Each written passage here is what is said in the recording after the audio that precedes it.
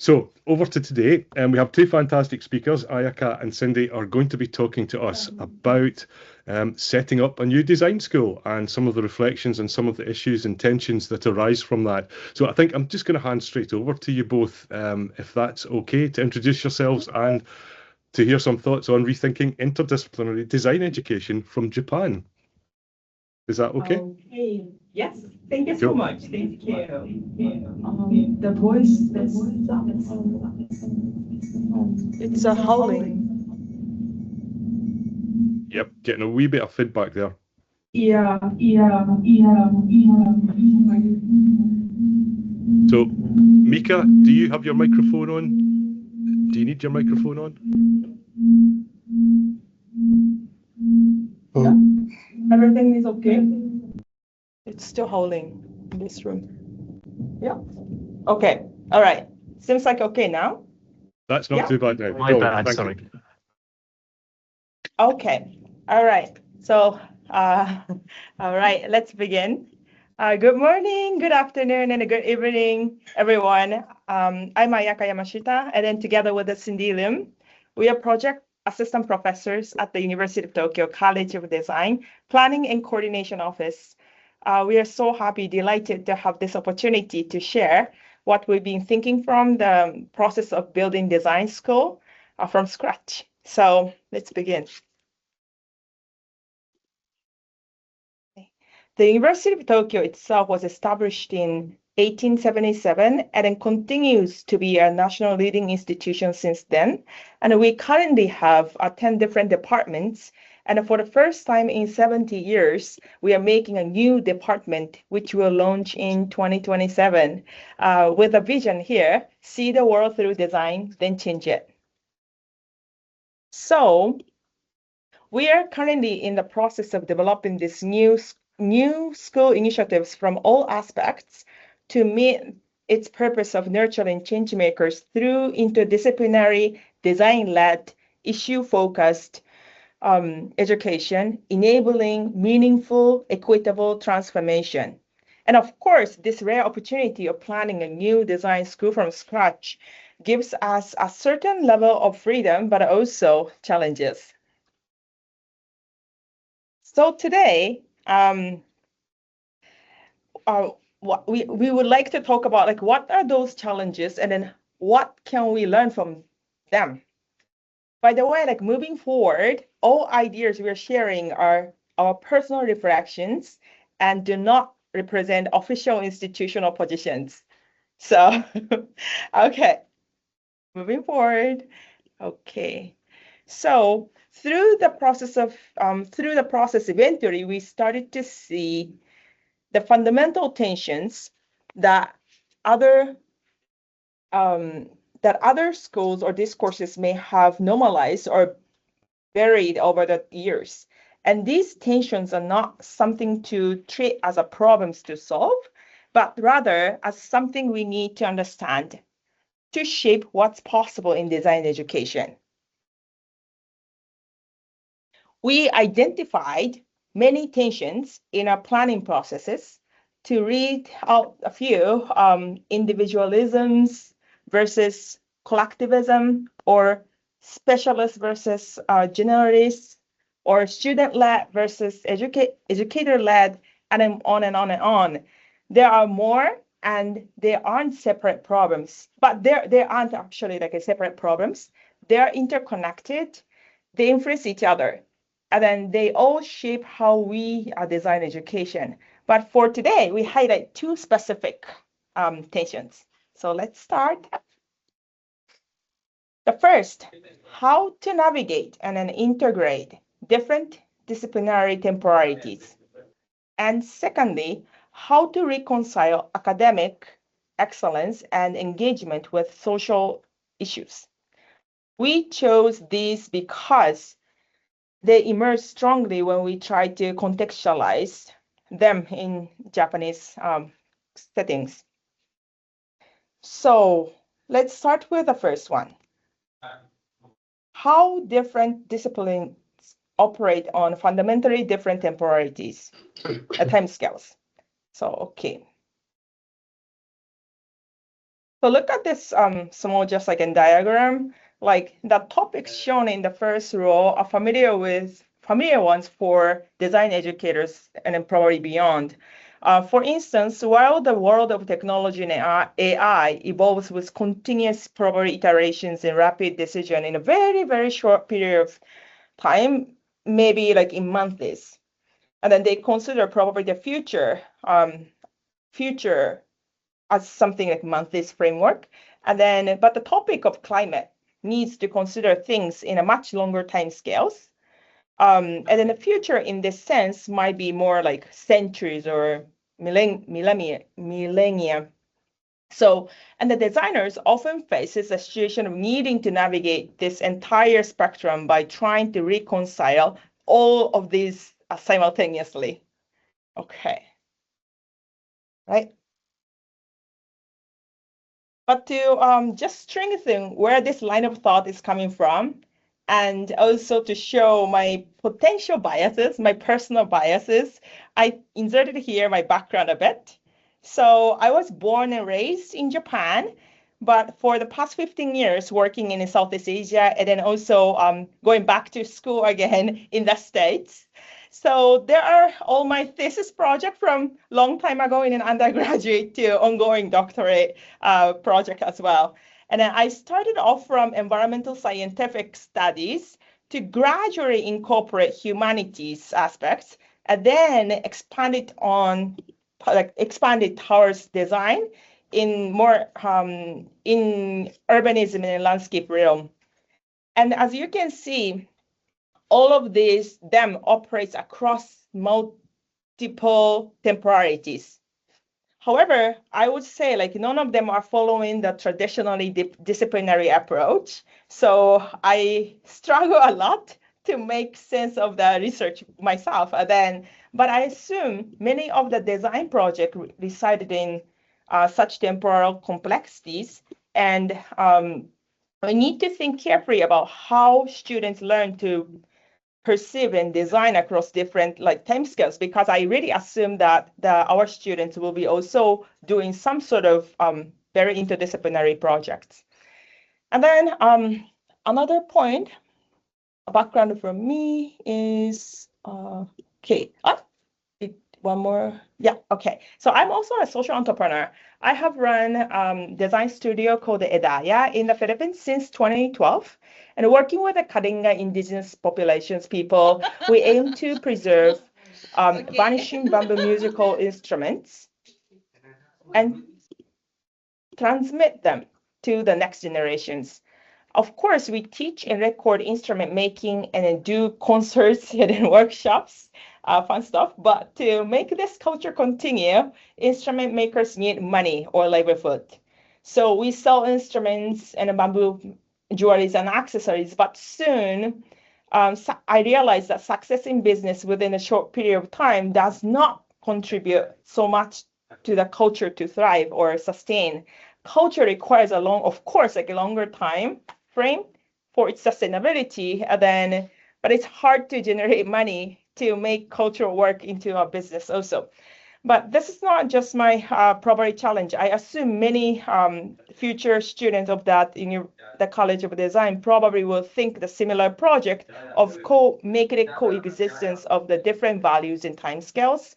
And it is not easy since it's asking students to hold fundamentally different temporal logics in their minds simultaneously, and to produce work that is still accountable to them, and then that all the people engaged in that projects. Now, this brings us back to the Japanese context of the different temporalities and how we are thinking of that. Okay, so here is a very interesting case that shows how Japan has actually intervened in global conversation about temporality. The question of rulemaking on cultural heritage, I want to introduce case. So UNESCO, I look at this timeline of the heritage preservation standards. Like UNESCO began in 1946 with ambitions of the world peace through cultural understanding. However, for decades, heritage preservation was dominated by Western stone-built culture. The standards assumed permanence. In other words, the authenticity meant preserving original materials. But in 1994, Japan convened the NARA document on authenticity.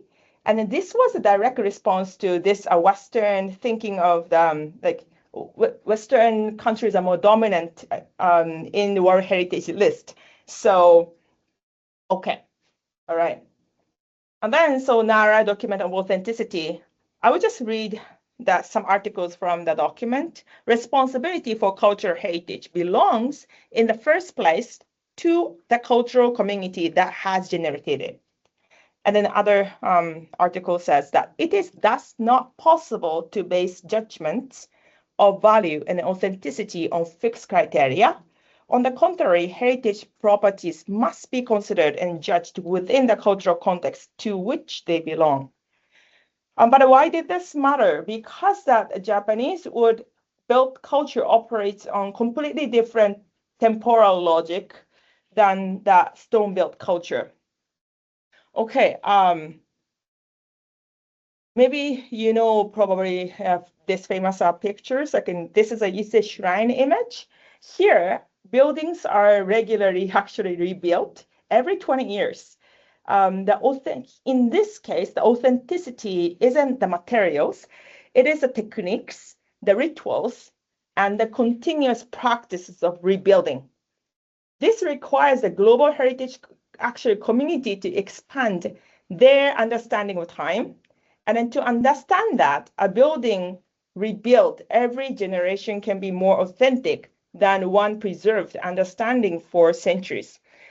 But this is actually the very reason why that Ise Shrine is not yet registered as a World Heritage Site.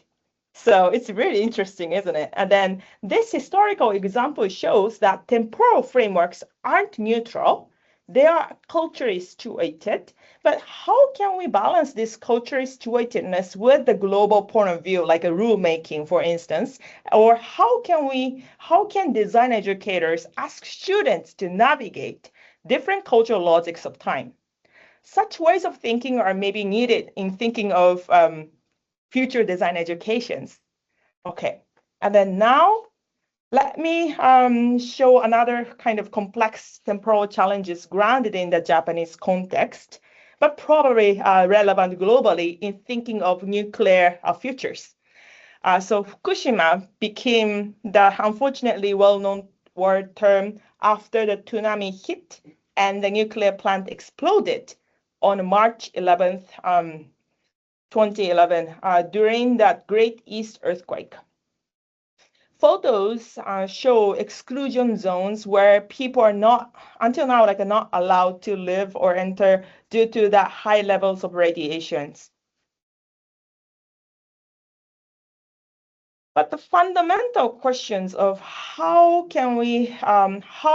we can design sustainable futures with or without nuclear energies are still actually unclear.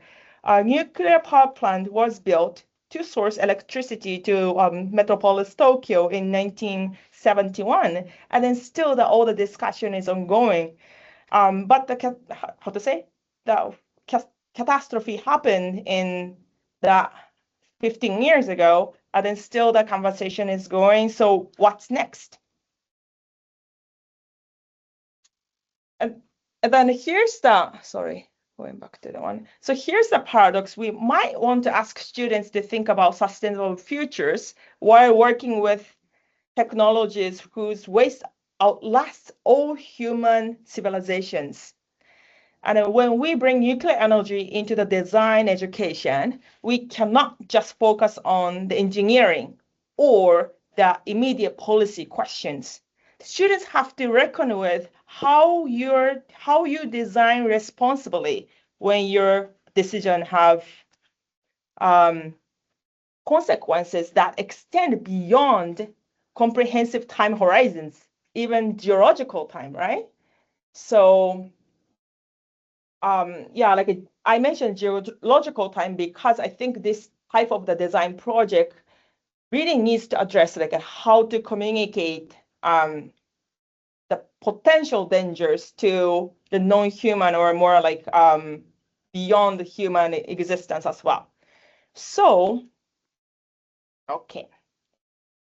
As case studies have shown, designers must navigate different temporalities, but these aren't probably theoretical problems. These are actual challenges that our students would face when they try to work on real sustainability projects, community development project, or like an infrastructure planning. And for instance, maybe for the third point of I'm just listing up the design challenges, but like in the third point, like balance urgency while long-term consequences, think about the climate challenge. Probably climate challenge demands, of course, immediate action, but requires thinking in centuries, right? And then, or the second to the last point of evaluate across incompatible timescales. How do you measure probably success when different stakeholders operate on different temporal horizons, like when you collaborate with many people in the design projects? So, and then furthermore, there are often a gap between the graduate visions and a societal reality. There are very few actual actual job exists for futurists, let's say, roles. Yet in design education, we do many visionary speculative projects. And then there is also another, like that's one. And then there is also another temporal tensions, the multi-year arc of education, like years of education versus like the day-to-day reality of professional practices. So to sum up, like, how do we as educators like interact with these multiple temporalities? If we keep different temporalities separate in our curriculum, then we teach futures thinking in one class. Like, what if like we teach futures thinking in one class and then practical implementation in another, without showing how those connect? And then, or yeah, so we're modeling. So we're modeling that these temporalities don't actually need to interact. Then we need to fundamentally think how we structure courses, project, and even how we evaluate student work. We need to model temporal integrations, not temporal segregations. So starting the College of Design from scratch made these tensions visible to us in ways that might be harder to see in established proper institutions. We are not claiming to have solved them, like we're sharing them as fundamental questions about the future of design education. So like the first tensions is done, and then now I pass to the Cindy, and Cindy will share the second tensions. Thank you, Ayaka. So let's keep this in mind as we continue to explore what we have covered. So another theme that kept surfacing as we worked on developing the curriculum at Utokyo Design was this relational tension between academic excellence and social responsibility, which is the engagement with social issues.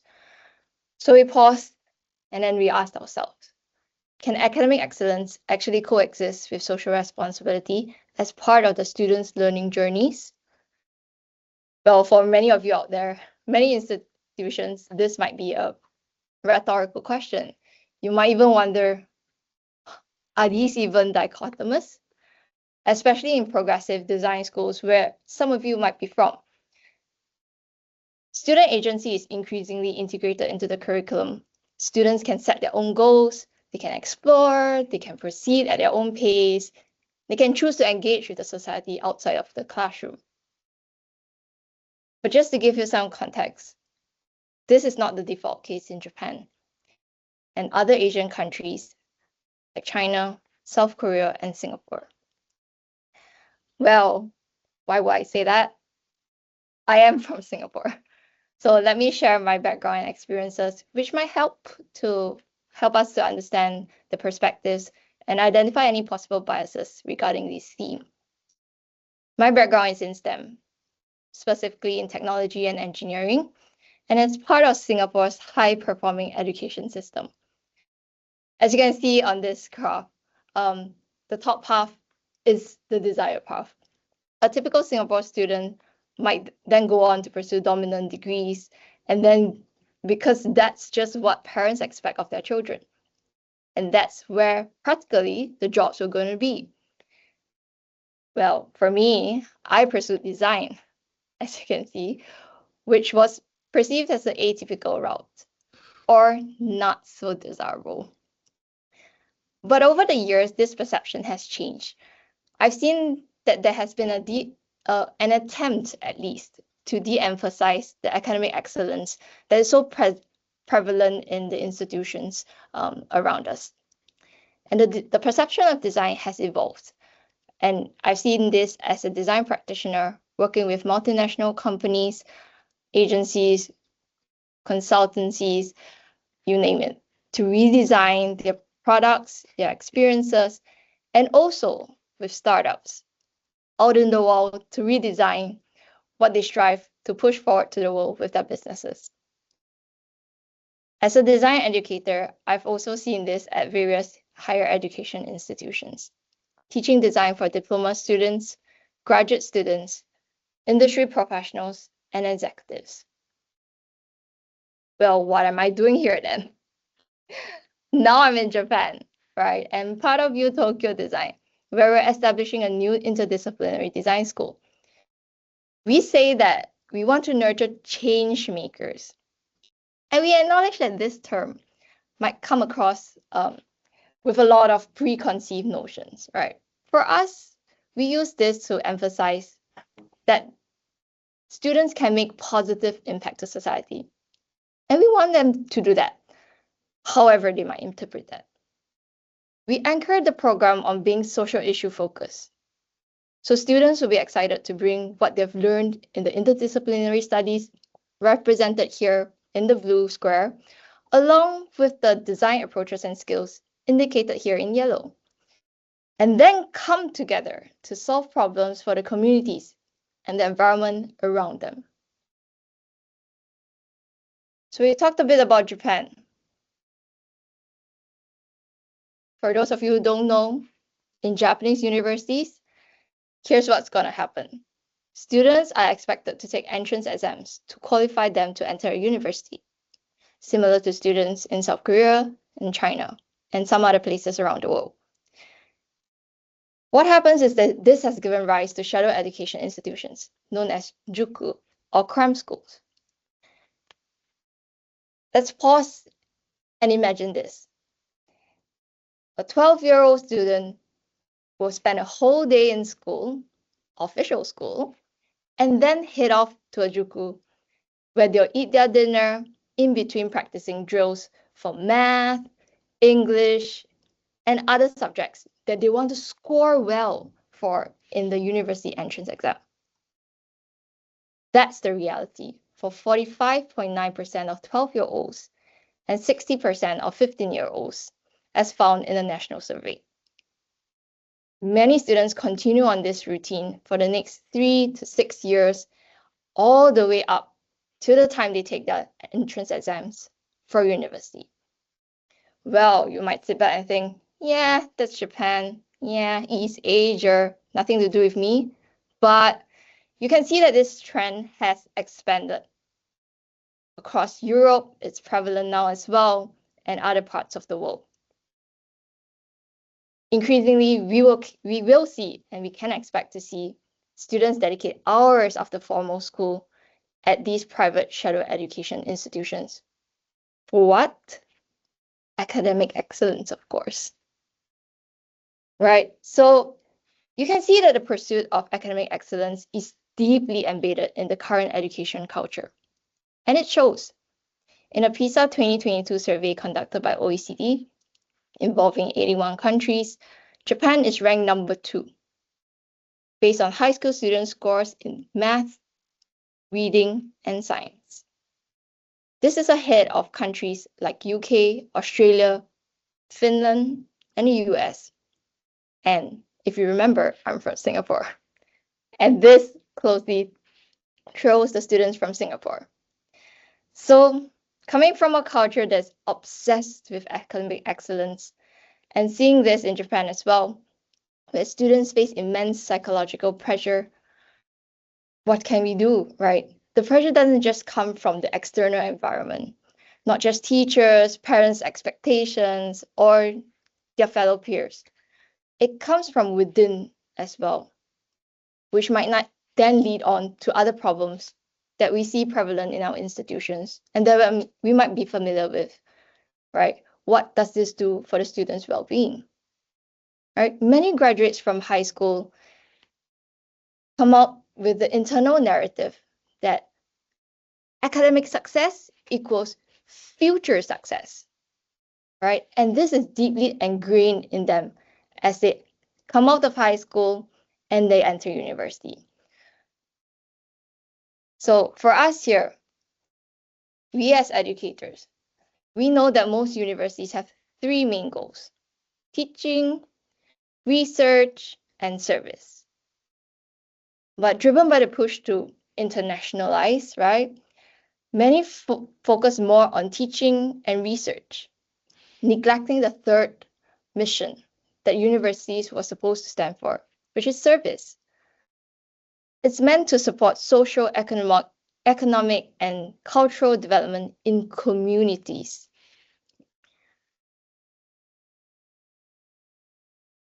I think some of the possible forces pulling towards academic excellence as part of the teaching and research missions can be attributed to: one, neoliberalism in higher education, where the importance of funding is elevated, and then correspondingly two, the performance-focused marketing practices required to attract these funding.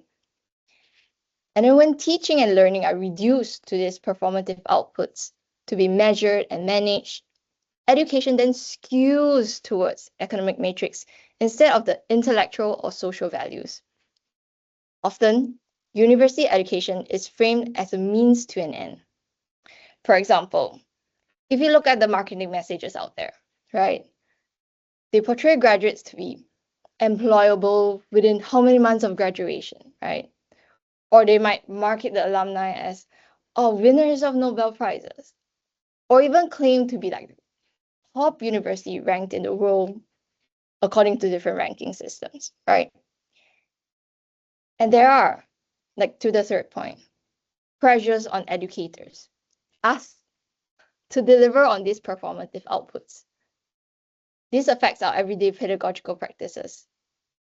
Although educators are often positioned as autonomous professionals, our work is increasingly evaluated through students' performance on national and international assessments, which then regulate what is both taught and how it is taught.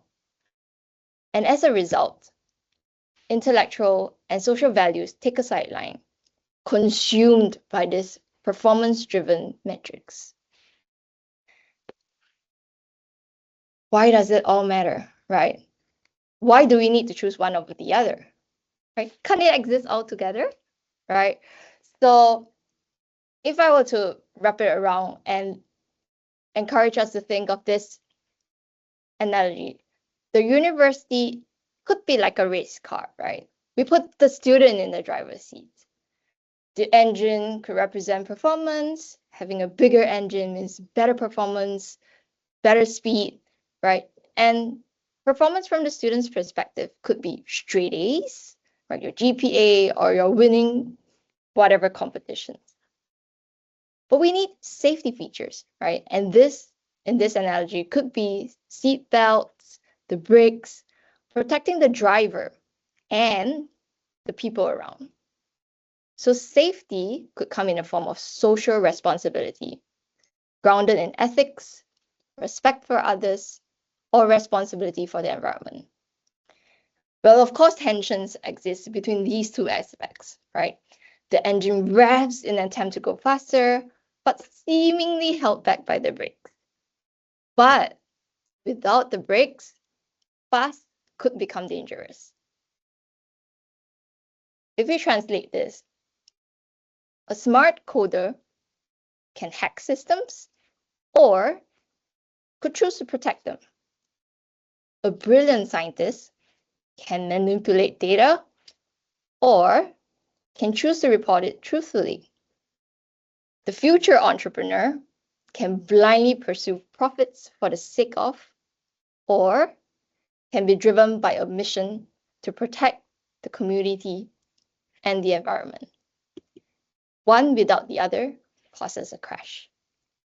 Pursuing academic excellence does not mean foregoing social responsibility, and vice versa. I think we can go faster and even further together without hurting anyone along the way. So I think there is a need to rethink what this service mission could be for us, right? How can this be reflected in the students' learning experiences in universities? Studies show that students might intuitively know what social responsibility means, but feel that their knowledge on this topic might be sufficient. They might yearn to learn more, but feel that the institution is not doing enough to help. Universities have an important role in influencing students in engaging in pro-social behavior. This might come in the form of education content on ethics, social and environment responsibility, or through service learning to allow students to participate in service activities that are aligned to their coursework. Let's look at this. Take the National University of Singapore, for example. As part of their studies, undergraduate students collaborate directly with community partners on real social challenges, such as mentoring disadvantaged children or befriending vulnerable seniors, all while earning academic credit for their work. This is part of the students' undergraduate studies, where they are required to take interdisciplinary modules as part of their general education curriculum. This service learning approach has not always been the case, right? It was designed into the curriculum. Students were previously solely assessed based on their core intelligence and literacy, so typical, right? But after the pandemic, things changed. In 2021, a communities and engagement pillar was added to this framework, right? NUS wanted to encourage students to actively participate in the social issues and demonstrate responsibility and empathy for the community in the society. What does this mean for us then, right? For us, I think as we are designing for our program that starts in 2027, we aim to attract a mix of students from across Japan. So not just Osaka or Tokyo that you're familiar with, but stretching all around the region, right? And across the world as well. We will have a diverse cohort. Each student will have their own prior experiences, might be pursuing academic excellence, and they might have their own definition and their own priorities in terms of social responsibilities. What might their individual learning experiences be like? Instead of us dictating what learning looks like for the students, what if students took more ownership of their learning journey? What if they felt personally responsible for their education? What if they could excel academically and also make a positive impact to the society? This sense of ownership could help them redefine academic excellence, seeing it not just as achieving high grades, but as using their education to contribute to the world around them. We want students to balance academic success with a strong sense of social responsibility and shaping them into not only knowledgeable individuals, but also active contributors to their communities. To sum it all up, if we want to nurture students who can learn, pursue academic excellence, and act responsibility, engaging with the social issues, under the world conditions that we have, with so much uncertainty for the future, we need to rethink what we value and correspondingly, how we measure success, right? Would this be from student growth or societal impact, institutional commitment, or longitudinal impact, right? Which actually brings us back to the first tension that Ayaka shared as well. If you remember, we were navigating this tension on how could we integrate different disciplinary temporalities, right? And then I shared with you as well, how do we actually reconcile academic excellence and engagement with social issues? As we reflect on both temporal and relational tensions, we would like to hear from you. Do you have any thoughts on what this means for design education? How have you seen this in your institution or other design schools? So we would like to open up to the floor if anyone has any thoughts to share. What do you think might be useful for established schools, or what do you think might be useful for future design schools? Thank you. Thank you.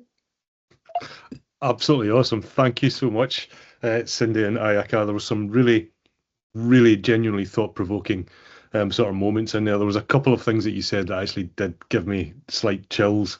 And just a really quick response to your question there, Cindy. I guess we tried to bring it in, but it's still so tacked on, stuck on the end. And I think it was your phrase, Ayaka, that really, really stuck with me. It's like how to design when consequences go beyond comprehensible timescales. It's like we do a bit of it, like try to think into the future, try to think of consequences. But the depth of your question there, like the depth of the responsibility, the potential of just one little mark making such a difference, that's a heavy, heavy, heavy thing to have to think about it first thing in the morning here in the UK. So thank you so much for that. Really, really appreciated. Yeah, lots to think about there. So yeah, I'm going to open it up to questions. Anyone want to jump in and start the conversation off? RM, I'm not too sure who you are. Please feel free to introduce yourself and go for it. Hi, I'm Ranjit. Sorry, I switched. I don't have a camera right now, but yeah, I am actually doing a design research in India, in a university called Amrita. So it's actually a unique university in the sense it actually focuses on the social aspects in applied design. And my question was actually two of them. One was about something called the impact rankings, or SDG, as a way to measure as a universal consensus on what creates like social impact, and if that could be a bridge in applying design education in a practical way and measuring it somehow. And secondly is also a dilemma that I've seen, that a lot of city development agencies, like I can say in my situation, I am actually a graduate from Aalto University, which was very interdisciplinary. What I noticed is that the universities have, like Aalto is very interdisciplinary. It has a lot of capacities in making collaborations, but the challenge I faced was that in India, there is a lot of city development agencies that really want to work with universities, but then you try to get an MOU done between university and the city where the actual social impact happens. And there is a lot of bureaucracy that just doesn't make it easy. So there's these two questions about SDG impact measurements and how do you actually build these relationships with city development and social impact areas, Is it through MOUs or something else? Yeah, I think I can respond to your second question first. So thank you for your questions. Thank you. Yeah, so I think getting things implemented is the challenge, right? So there are times where you want to start an initiative, but then you're bogged down by the bureaucracy. And at least I can only speak for the example that I came from. So what I've seen work is like in Singapore, the government is really supportive, like and removing all these barriers. So yes, it's through MOU, and yes, it's it could be initiated by the organization itself, but once you hit the government level, if there is no support, then it's really hard. Or I've seen the reverse as well, like government might start something, right? They might put something out, give some funding, and then put all these like policies in place to support that. But if the take-up rate is low, right? And if they don't see successful cases, they cannot make a justification for round 2, right? So I think that's like one thing that I've seen, that if you don't have the support of the so-called higher ups, right, you're not gonna make it work as easily. I think for the second question on like your interdisciplinary experience in Alto, probably I can invite our colleague Mika to take that, if he doesn't mind, of course. Thank you. Well, actually, I have more of a comment than an answer to your question. Michael, I think Cindy might have been inviting Mika into the call. It's Mika, okay. sorry. He's a colleague. Yes. Was that right, sorry. Cindy? Am I correct? Yeah, yep. Okay, I'll come to you in a second, Michael. Don't Yeah, worry. I've got you on the list. Keep your hand up. Mika, do you want to come in? Sorry. Mika's maybe gone to sleep. Oh no, there he is.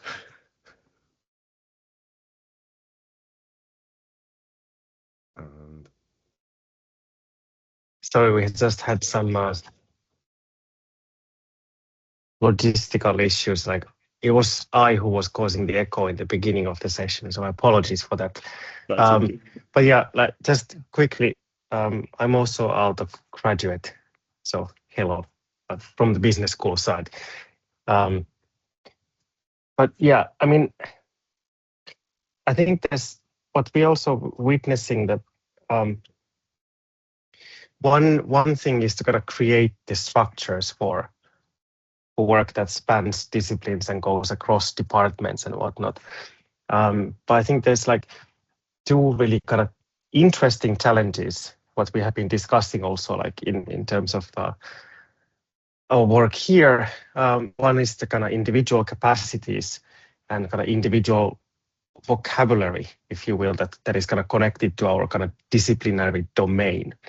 And so how do we kind of go beyond that? How do we create a shared language? That's one thing that we have been kind of seeing, that this is an interesting opportunity, I think, rather than a challenge. That how do we kind of go beyond that so that we can find ways to navigate tensions. And then the other one is like the kind of individual willingness or the capacity, which is also connected to like how we see the world and how we make sense of the world through language, right? So do we stick with our own disciplinary language, or do we kind of try to find ways to go beyond that? And also like how do we, from an institutional perspective, how do we reward this kind of boundary crossing in some ways? I don't want to take the discussion into this direction too far, but I think it's also kind of interesting topic on its own, because like when you look at career progression in universities at the moment, it's kind of highly reliant on publishing in the right journals, publishing the right kind of research, and it doesn't really incentivize interdisciplinarity or going beyond disciplines.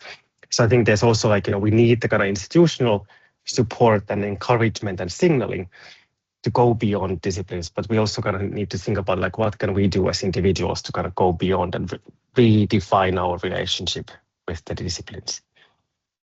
I hope that answered the question. Yeah, thank you. Yeah, I just wanted to add one point that. I'm sorry, I'm going to maybe move it on. I know it's a really interesting conversation. I think it'd be worth no worries, to keep going. So I'm going to move it on because we've got quite a few other questions as well. Okay, I also do wonder, just on that, whether there is also an issue of us creating these opportunities. Even opportunities is the wrong word there. It sounds so businessy. Basically, what we're looking at, or what you seem to be suggesting, Cindy and Ayaka, is that these might be new relationships in and of themselves. And if that is the case, we are also potentially, as design schools, as organisations, designing those relationships. Now, if that's the case, Is that something that a group like this, that is also part of the Education SIG, that's also part of the internationally recognised Design Research Society, where you could actually leverage the misuse of power of, if you see what I mean, if it does have more of a voice in terms of defining what academic integrity is that something that could feed back into that system that touches on Mika's point, if that makes any sense at all? So if there's things that we could do as a group, maybe there are things that as an international cohort of design educators we could do to make those signals a bit louder. Does that make any sense, or am I being too optimistic on a Friday?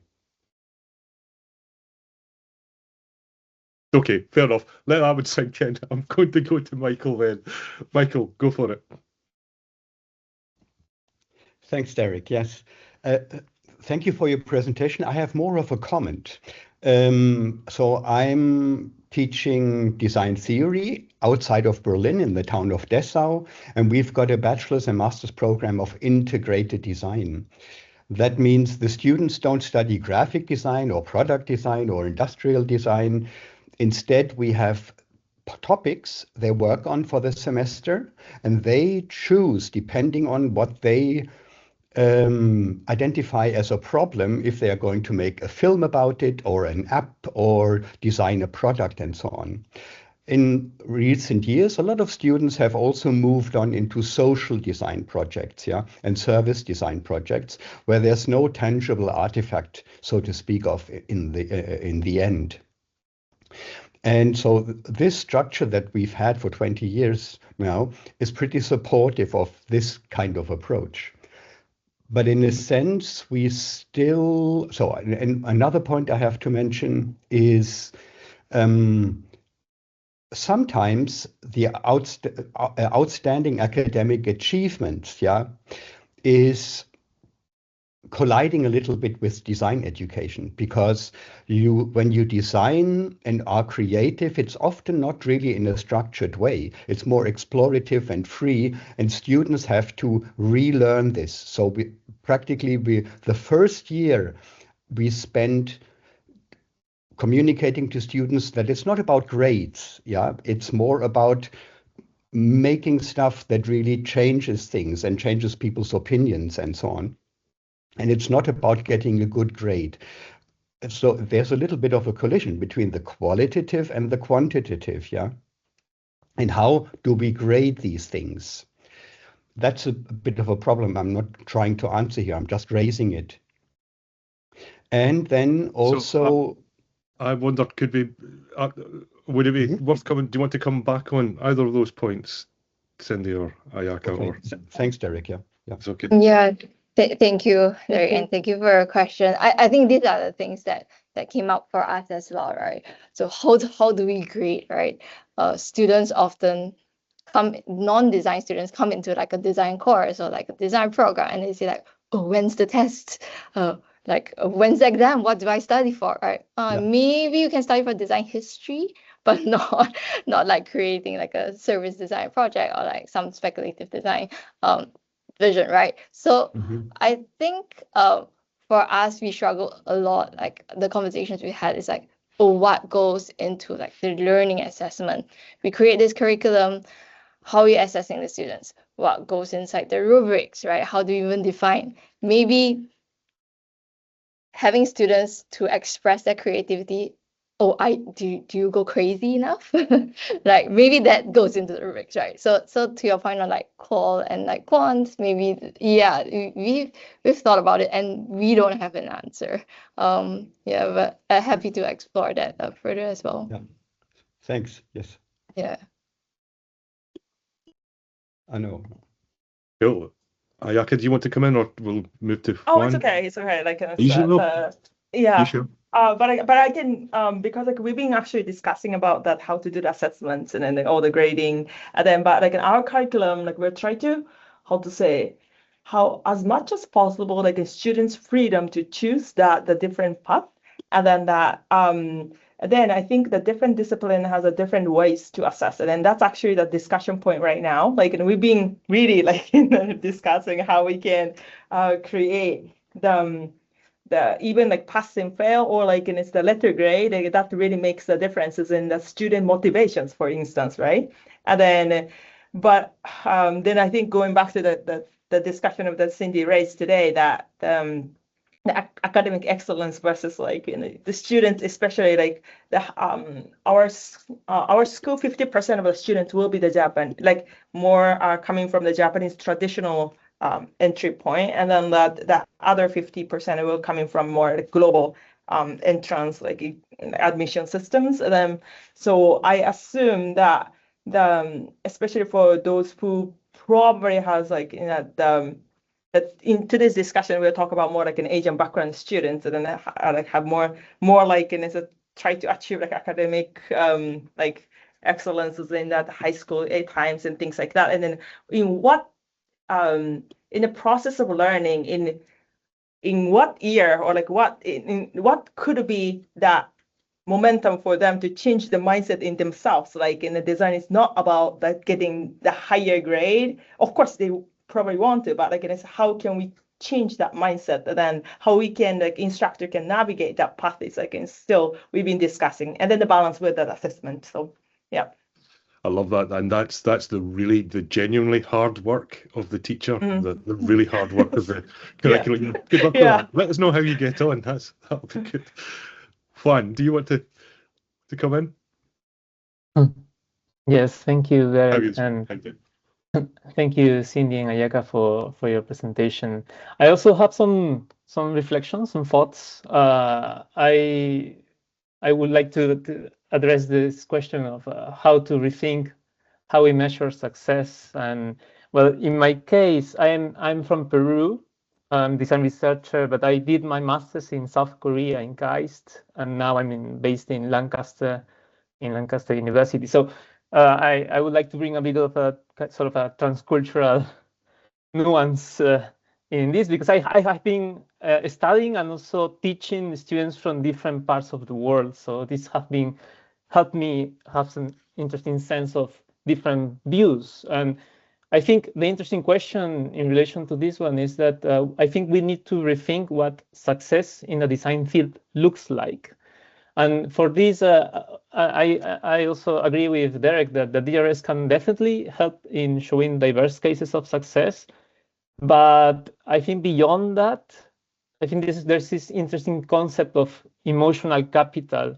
And I think Cindy, in her explanation of the path she chose, like the professional path, is a good example of this, so some sort of empowerment of the sense of ownership that the students should have, believing in their paths they choose and the purpose they are seeking, despite the fact that maybe the environment does not seem to encourage those paths. So definitely there's a huge responsibility in the teachers, professors, in being this support network that validates that the paths that the students choose.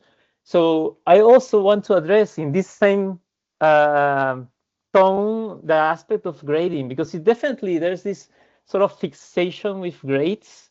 And I think this element also of the emotional capital, the capacity of building confidence, is also something that should be taken into account. So for instance, perhaps focusing more in the learning process rather than just the final result can help also the students not just be worried about the final outcome, but also consider their own learning processes and how they build confidence. So this element of emotional capital, I think, is key in building this new image or figure of a successful designer that knows how to manage uncertainty, knows how to build their own or believe in their own decisions in difficult times. So definitely this is a particular moment we're living now that requires these soft skills as well. So I just wanted to share those thoughts. Thank you. Brilliant. Thank you, Juan. And thank you for sharing. I think some of the things you talked about, I think is it Christina was typing in the chat as well. Like students have this agency to go choose their own path, right? And then go dare to pursue that. I think from our perspective, like us as educators, like can we like besides leaning onto DRS to show some examples and set the precedents, I think as in our individual capacities, like how do we role model this behavior, right? Who do students look up to, right? If all that we have are like designers who win accolades or like awards, which is heavily like in the industry now, right? And that's all the students are going to pursue, right? So how can we change that starting from us, right? I think that's something that we can make the impact in our own way.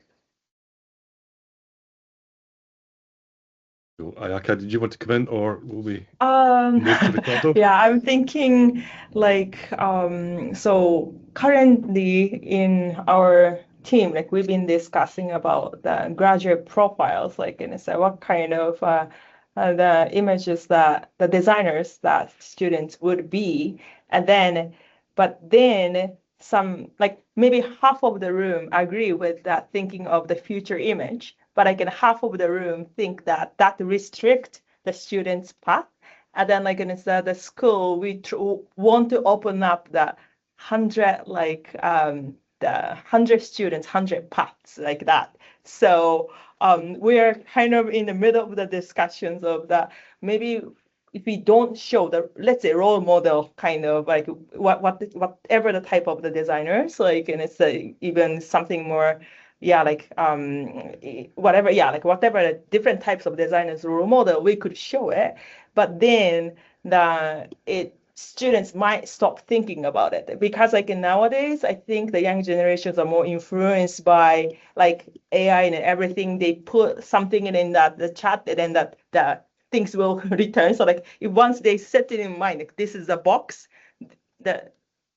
like I should not say like young generation in general, but like, and it's just like, and for the time being, I'm just generalizing. I can try to, like, it's very hard for the young generation to think the other way, like outside of the actual box. And then so that's the kind of the balance we are seeking right now in that middle of the discussions in the the curriculum and school making. So totally, and again, that is the real hard work, I think, of a lot of design academics. Definitely, it's that box invisibleness.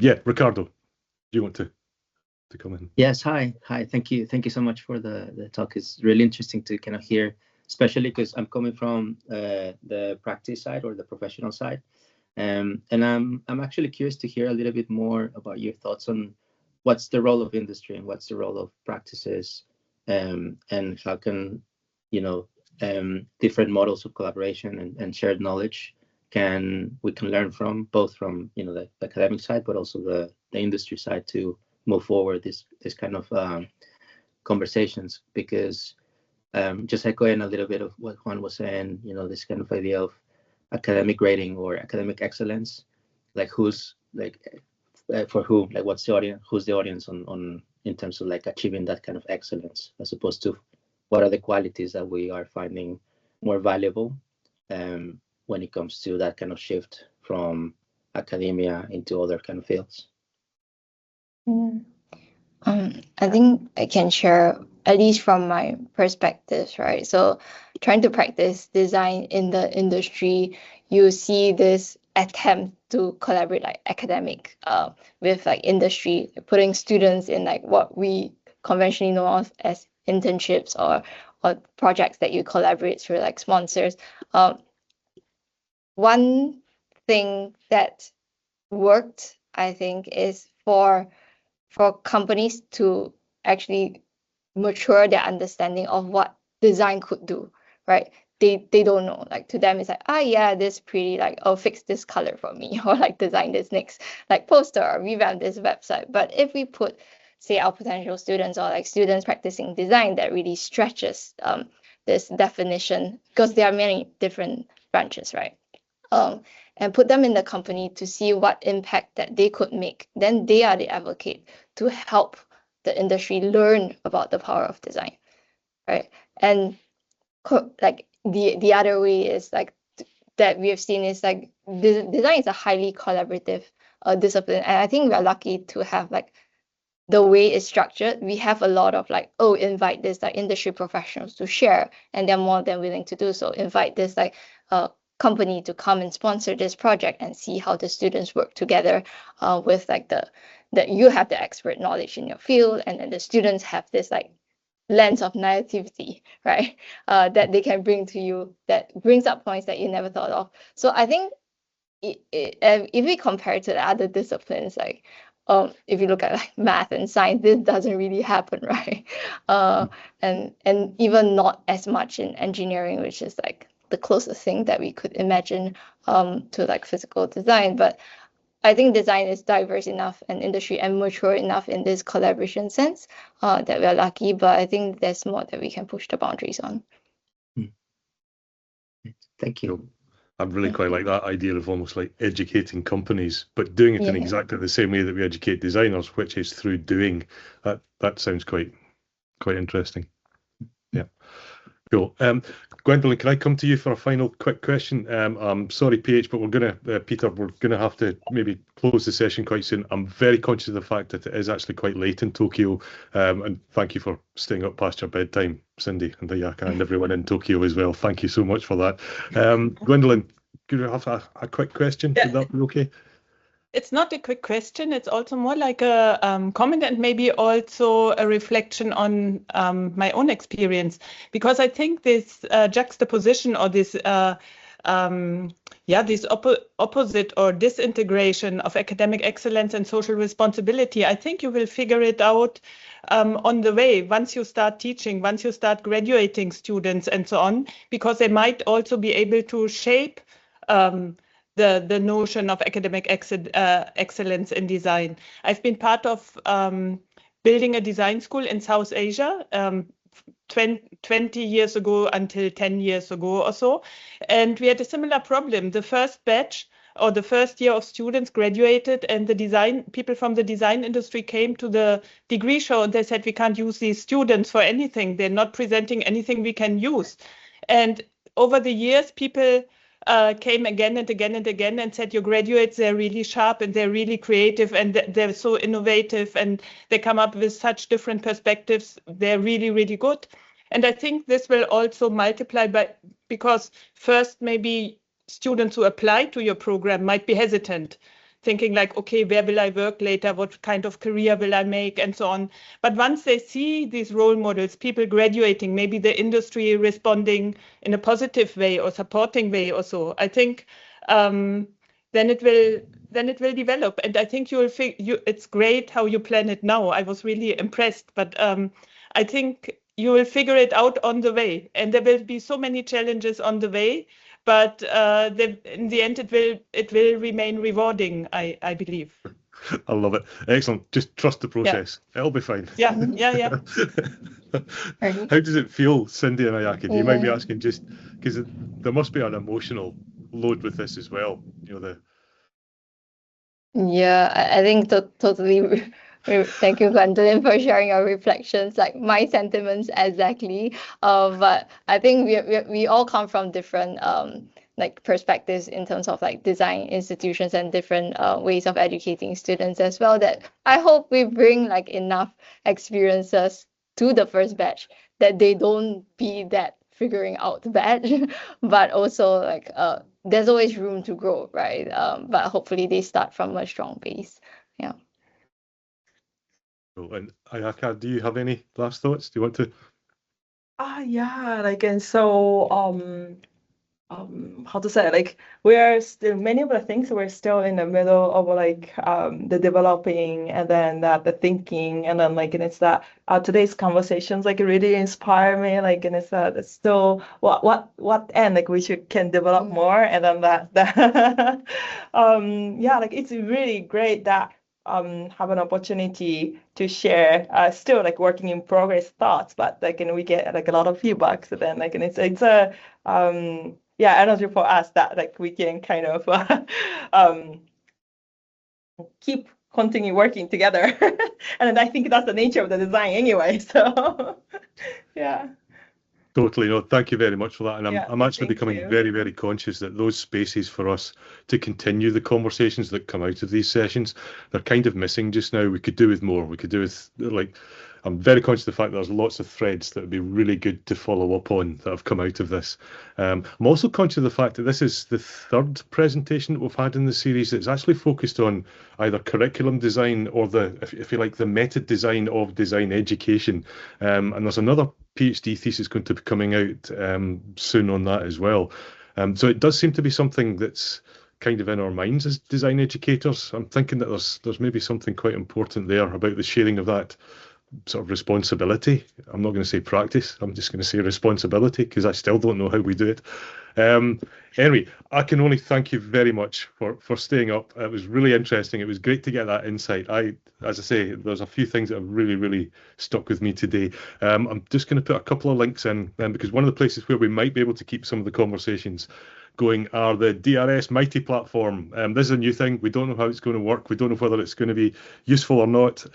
If anyone is interested in joining us in the DRS, then please have a look at that link. You can also, I think you can join the platform and still be a free member and contribute to some of the stuff. We're not entirely sure. We don't actually know. We're still mucking about with it.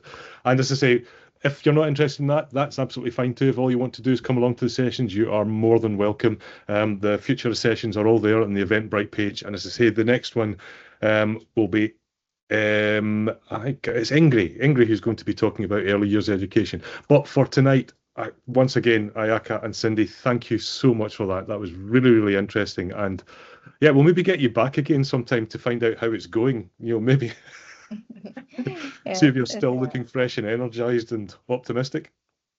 Yeah, thank you, Derek, for having us, and thank you everyone for your reflections and sharing your questions as well. Thank you.